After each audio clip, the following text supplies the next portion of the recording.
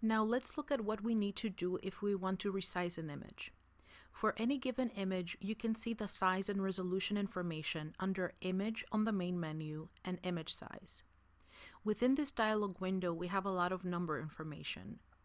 The first set of numbers is in pixels, and it tells us how many pixels wide and how many pixels high our image is. This is the reality of how much information we have in our image. Currently, our image is set to 1224 pixels wide by 648 pixels high. All of the information bound by this box has to do with outputting our image by printing it. The document size settings show us that for a resolution of 72 pixels per inch, our image will print at 17 inches wide by 9 inches tall. Let's look at the checkboxes listed under all these numbers for a minute.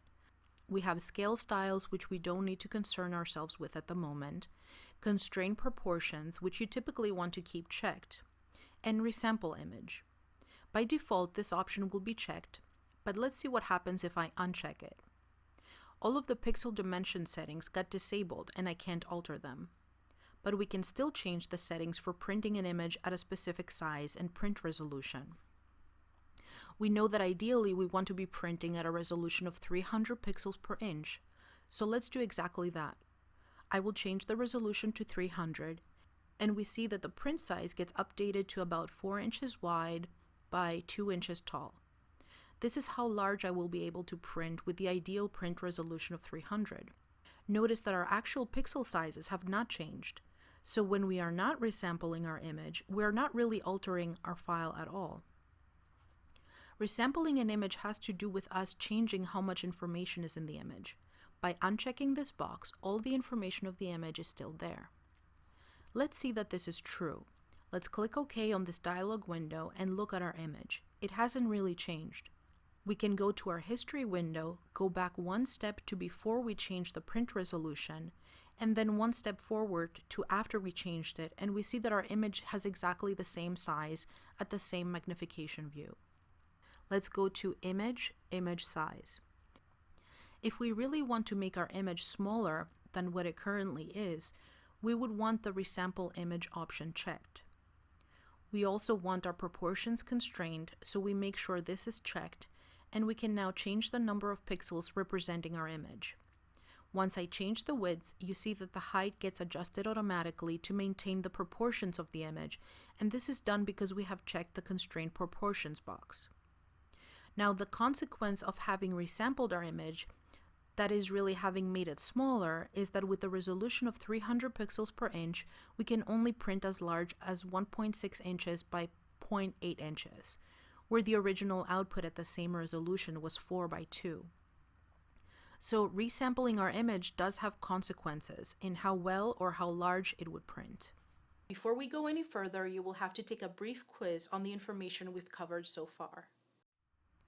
Resampling doesn't only affect the print size, but also the screen size, how large or how small the image will show on screen when it is at 100% magnification.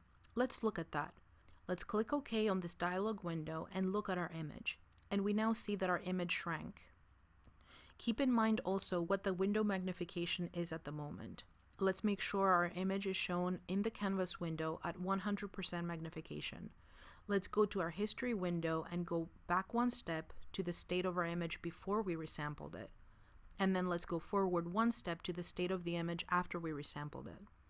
You can see how we really did shrink our image, and whether it is to be used on screen or for print, we have really made it smaller. Lastly, let's look at a couple of options within the image size window that we ignored before. Let's go to Image, Image Size.